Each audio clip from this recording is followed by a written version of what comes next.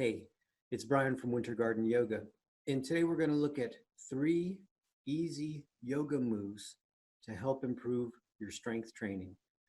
Now, I've spoken with fitness trainers from across the globe, and one thing they all say is they wish yoga people would train with weights, and people who train with weights would start doing yoga.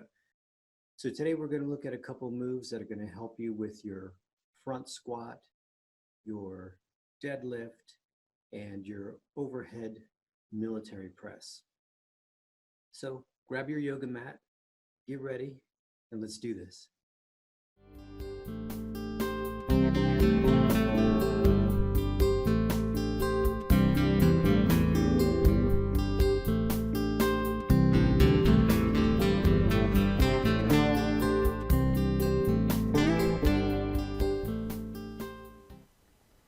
Take a few minutes to get warmed up.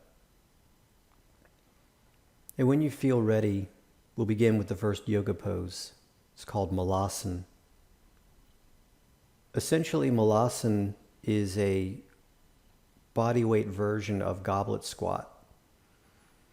And you can use your elbows on the inside of your thighs to kind of pry your hips loose. You can also place one hand on the ground and reach the other hand up toward the ceiling and get some rotation in your T-spine as well. This way, when you grab your weights and practice your front squats or your racked kettlebell front squat, you should get a nice smooth transition from up and down. Next up is the downward facing dog. I think the bottom half of downward facing dog lends itself to deadlifting, and the top half lends itself to military press. Here is suitcase deadlift. And when you're loading the hamstrings, in my mind, I'm reminded of downward facing dog. You can kind of see that here.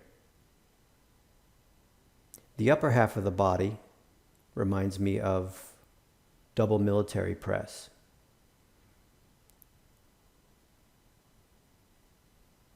Upward facing dog helps facilitate hip extension. So again, when you're doing things such as the suitcase deadlift, if you want to get that nice hip extension, neutral spine at the top, upward facing dog can help you with that. The same can be said for your double military press, because you need a nice solid foundation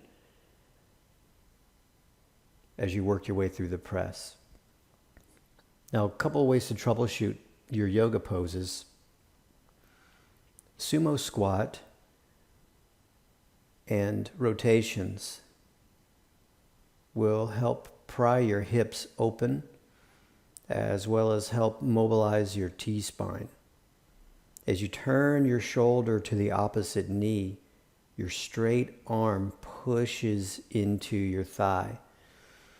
Toe heel your feet together and try for a full Malasana.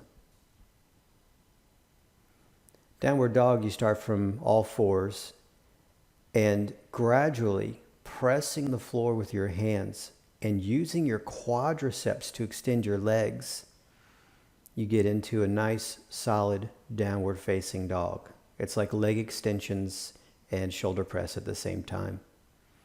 Be careful that you're not flexing your spine or hyperextending your spine when you practice your down dog. You're looking for a nice neutral spine, straight arms, relatively straight legs. Think of a deadlift and a shoulder press. And last but not least, a nice way to get into up dog. Come to a push-up and then pull yourself with your arms and push yourself with your toes into upward facing dog. Make sure you keep your glutes firm. That's going to help your hip extension.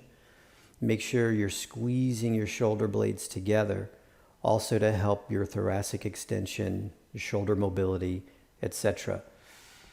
These variations of these yoga poses should be active. Use your muscles to manifest these poses versus deep, stretchy, passive poses.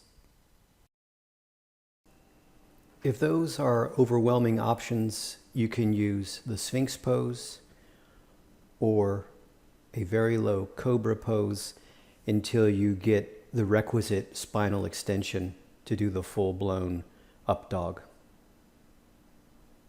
Awesome. And there you have it.